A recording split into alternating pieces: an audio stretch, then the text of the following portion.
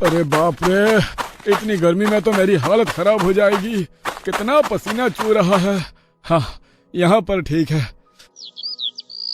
अरे बाप रे, यहाँ तो बहुत ठंड है। यहाँ तो मेरी बर्फ जम जाएगी। इससे अच्छा तो वही था।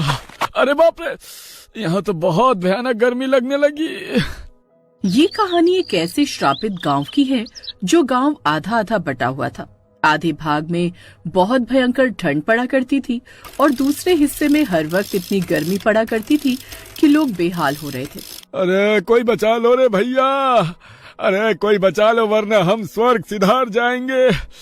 तभी उस गांव में रहने वाले आदित्य ने उसे देखा और भागकर उनके पास आया। अरे चाचा, क्या हुआ? कहाँ भाग रहे हो? अरे बेटा, मैं इस गांव में रिश्तेदारी में आया था, लेकिन जब से आया हूँ परेशान हो गया हूँ। इधर आता हूँ तो गर्मी, उधर जाता हूँ तो ठंडी। इतने में आदित्य को दूर कहीं पेड़ के पीछे एक लड़की दिखाई दी। आदित्य बिना कुछ बोले वहाँ से भाग गया। अरे बेटा सुनो तो, अरे कहाँ भाग रहे हो? अरे कोई तो मेरी मदद करो। इतना बोलकर गजोधर चाचा गांव की दूसरी तरफ भाग गए। वहीं दूसरी तरफ आदित्य भागकर पेड़ के पीछे गया तो एक लड़की उसका इंतजार कर रही थी। वो ठंड की वजह से कांप रही थी। आदित्य भी वहां पहुंचकर कांपने लगा। अरे बाप रे, इस तरफ तो कितनी ठंड है शालू। आदित्य, तुम्हारे बदन से तो पसीना टपक रहा है, फिर क्यों कांप रहे हो? यार शालू, तुम सब कुछ जानती हो, फिर भी अनजान बनने की कोशिश कर रही हो। तभी गजोधर चाचा भागते हुए उन दोनों के पास पहुंच गए और उन्हें देख लिया। अरे शालू बिटिया, क्या तुम दोनों के बीच कुछ चल रहा है? मामा, आप यहाँ क्या कर रहे हैं? घर में बैठिए, बाहर बहुत ठंड है। तुम मेरी बात को दबाने की कोशिश कर रही हो शालू। मेरे बाल ऐसे ही सफेद नहीं हुए। मैं अभी जाकर अपनी बहन को सब बताता हूँ कि तुम्हारी बेटी जवान हो चुकी है, उसकी जल्दी शादी कर दो। इतना बोलकर गजोधर वहाँ से भाग गया। इधर शालू और आदित्य दोनों परेशान हो गए। शालू, ये तुम्हारे मामा हैं? हाँ, मेरे मामा कुछ दिनों के लिए यहाँ रहने के लिए आए हैं, लेकिन जब से आए हैं तब से परेशान हैं। पर तुम तो मेरे मामा से ज्यादा परेशान दिखाई दे रहे हो। अरे यार, परेशान होने वाली बात ही है। अभी तुम्हारे मामा जाकर तुम्हारी माँ को सब कुछ बता देंगे हम दोनों के बारे में। बता देंगे तो अच्छा ही होगा, क्योंकि तुम तो हमारी शादी की बात हमारे घर में करोगे नहीं। कम से कम इसी बहाने हमारी शादी की बात तो हो जाएगी। अगर तुम्हारे घर वाले शादी के लिए नहीं माने तो? कितना नेगेटिव सोचते हो। खैर, अभी मैं जा रही हूँ, देखती हूँ घर में क्या बात चल रही है। शालू वहाँ से चली गई। आदित्य भी वहाँ से ठंड की वजह से कांपते हुए अपने गाँव वापस लौटा, लेकिन वहाँ पहुंचकर आदित्य फिर से पसीने से तरबतर हो गया। वो जैसे ही अपने गांव पहुंचा तो देखा चाय की टपरी पर बहुत सारे लड़के और आदमी परेशान बैठे थे। आदित्य, तुम जैसे लौंडों का ठीक है। गर्मी लगी तो कूद के गांव के उस तरफ, और वहाँ ठंडी लगी तो कूद के इस तरफ। अरे हम जैसे बुजुर्गों का क्या, इस गांव में कब तक ये श्राप रहेगा? अरे चाचा, क्या बताऊं, मैं खुद इसी वजह से बहुत परेशान हूँ। उस गांव का रहस्य किसी को पता नहीं था। पूरा गांव परेशान था। खैर, अगले दिन आदित्य के घर शालू के माता पिता और उसके मामा आ टपके। दीदी, यही है वो लड़का। शालू के मामा से गुस्से में ये अल्फाज सुनकर आदित्य और उसके माँ बाप हैरान हो गए। अरे क्या हुआ बहन जी, क्या किया हमारे आदित्य ने? अरे दीदी, जीजा, जल्दी से बात करो, यहाँ तो बहुत गर्मी लग रही है। हाँ भैया, बस 2 मिनट। बहन जी, भाई साहब, आपका लड़का और हमारी लड़की एक दूसरे से शादी करना चाहते हैं। दोनों एक दूसरे को बहुत पसंद करते हैं।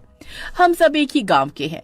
हमें तो आदित्य पसंद है। अगर आपको हमारी बिटिया पसंद हो तो आगे की तैयारी शुरू कर देते हैं।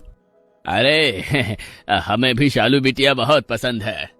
तो इस तरह दोनों परिवारों की रजामंदी से आदित्य और शालू की शादी हो गई। दोनों का प्यार सफल हो गया था। इस वजह से दोनों बहुत खुश थे।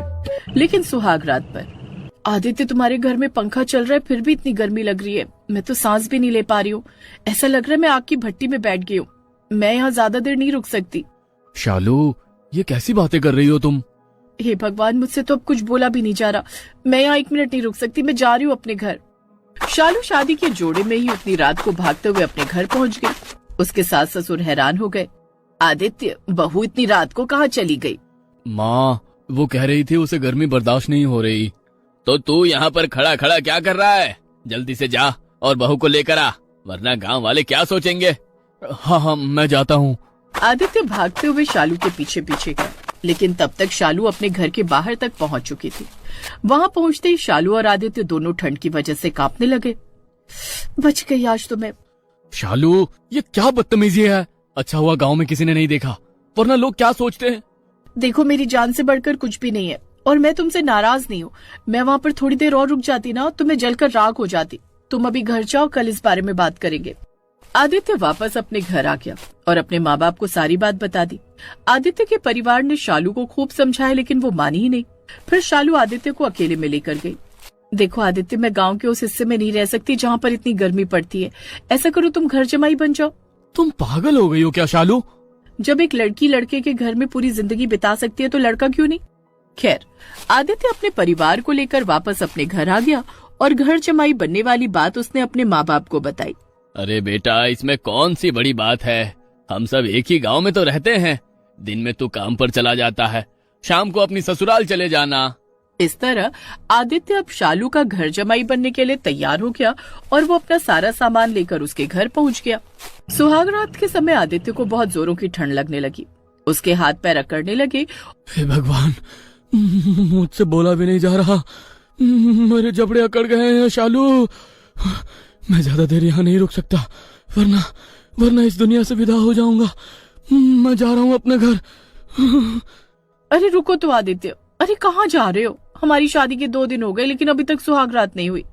अरे जिंदा रहूंगा तो सुहाग रात होगी ना। मैं जा रहा हूँ यहाँ से। इतना कहकर आदित्य वहाँ से तुरंत भागकर अपने घर वापस आ गया। तो इस तरह दोनों की शादी तो हो गई थी, लेकिन वो एक साथ रह नहीं पा रहे थे। अगले दिन आदित्य अपने पूरे परिवार के साथ शालू के घर गया। आदित्य को इस घर में ठंड लगती है और शालू को आपके घर में गर्मी लगती है। ऐसे तो ये दोनों कभी साथ ही नहीं रह पाएंगे। अरे ये लोग तो क्या, मैं खुद इस गांव में नहीं रह पा रहा हूँ। इस गांव में ऐसा है क्या? भाई साहब, हमारे गांव में किसी को ये नहीं पता कि ये सब क्यों हो रहा है। बस हमें हमारे पूर्वजों ने इतना बताया है कि ये गांव शापित है। अरे तो पहले बताना चाहिए था ना। कल ही हम बनारस वाले बाबा जी को बुलाते हैं। अगले ही दिन शालू के मामा ने बनारस वाले संत महात्मा को बुला लिया। उन्हें भी गांव को देखकर बहुत आश्चर्य हुआ। मुझे एक बार ये पूरा गांव अच्छे से देखना पड़ेगा, उसके बाद ही मैं कुछ बता सकता हूँ। आदित्य, शालू और उसके मामा ने मिलकर महात्मा को पूरे गांव में घुमाया। गांव घूमने के बाद वो लोग जब गांव की सब्जी मंडी से गुजर रहे थे, तभी संत ने उन्हें रोक लिया। यही कुछ गड़बड़ है बेटा, जल्दी से पूरे गांव को इकट्ठा करो। आदित्य ने थोड़ी ही देर में पूरे गांव को वहां इकट्ठा कर लिया। गांव वालों, तुम्हारा गांव शापित है। यहाँ पर ये मंडी लगी हुई है ना, यहाँ पर बहुत समय पहले एक बहुत बड़ा तालाब हुआ करता था। मैं सही कह रहा हूँ या नहीं? धन्य हो महाराज, आप तो बिल्कुल सही कह रहे हैं। मेरे दादाजी के जमाने में यहाँ पर एक बहुत बड़ा तालाब हुआ करता था, फिर पता नहीं वो कैसे गायब हो गया। वो तालाब हजारों साल पुराना था। उस तालाब में बहुत सारी रंग बिरंगी मछलियां भी थीं। फिर तुम्हारे गांव वालों ने अपने लालच के लिए उस तालाब के ऊपर मिट्टी डालकर सब्जी मंडी बना डाली। एक लालच की वजह से सारी मछलियां तड़पती रहीं, लेकिन तुम लोगों को तरस नहीं आया। फिर उसमें से जो मछली सबसे बड़ी थी, उसने गांव वालों को श्राप दिया। गांव वालों, जिस तरह मैं और मेरा परिवार तड़प रहे हैं, वैसे ही तुम्हारा गांव आने वाली पीढ़ियों तक तड़पता रहेगा। गांव के एक हिस्से में इतनी ठंड रहेगी कि तुम लोग बर्दाश्त नहीं कर पाओगे, वहीं दूसरी तरफ इतनी गर्मी रहेगी कि वो भी बर्दाश्त नहीं कर पाओगे। पूरी जिंदगी इधर से उधर भागते रहोगे और हमारी तरह ही तड़पते रहोगे। न मर पाओगे न ढंग से जी पाओगे। बाबा, हम अपने पूर्वजों की गलतियों की क्षमा मांगते हैं। क्या इसका कोई उपाय नहीं है? इसका उपाय बस यही है कि पूरी सब्जी मंडी को हटाकर एक बहुत बड़ा तालाब फिर से बनवाया जाए। उसके बाद आसपास गंदे तालाबों में जो मछलियां तैर रही हैं, उन्हें सुरक्षित यहाँ लाना होगा और हर दिन उन्हें खाना पीना खिलाना होगा। 1 महीने तक हर दिन हवन कराना होगा और हर दिन सभी गांव वालों को एक साथ उन मछलियों के लिए क्षमा याचना करनी पड़ेगी। इसके बाद ये श्राप हट सकता है। मैं पूरी कोशिश करूंगा। तालाब बन जाए तो बता देना, मैं हवन करने आ जाऊंगा। गांव वालों ने किसी तरह उस सब्जी मंडी को वहां से हटवाकर दूसरी जगह लगवाया और उसकी जगह एक बहुत बड़ा तालाब खुदवा दिया। फिर आसपास जो भी गंदे तालाबों में मछलियां थी, उन्हें उठाकर ले आए और उनकी खूब सेवा की। संत महात्मा ने बहुत बड़ा हवन भी किया पूरे गांव ने मिलकर सभी मछलियों से माफी भी मांगी। हर दिन पूरा गांव यही करता था। 1 महीने बाद वो गांव श्राप से मुक्त हो गया। वहां पर भी अब हर जगह की तरह मौसम साधारण होने लगा।